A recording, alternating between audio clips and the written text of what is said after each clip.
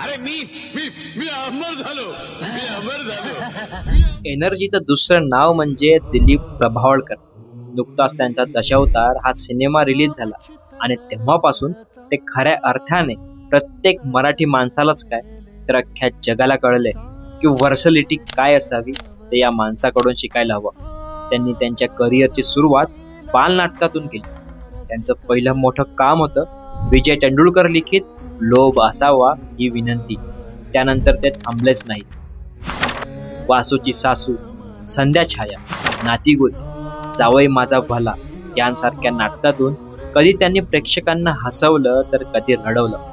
पुढे एक डाव भूताचा मध्ये मास्तर, चौकट राजामध्ये नंदू, झपाटल्यामध्ये तात्या विंचू, पछाडलेल्यामध्ये इनामदार भुसनळे अशा वेगवेगळ्या धाटणीच्या भूमिका त्यांनी केल्या.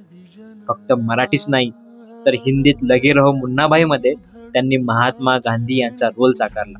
इतकंच नाही तर टेलिव्हिजनवर सुद्धा त्यांनी त्यांच्या अभिनयाची छाप पाडली. चिमणराव गुंड्या भाऊंमधले चिमणराव, श्री युवती गंगाधर टिपरे मधील टिपरे आजोबा या त्यांच्या रोल्सनी मराठी माणसाला वेडच लावलं. खरंच ऍक्टर्स खूप असतात पण दिलीप प्रभावळकरांसारखा एखादाच असतो.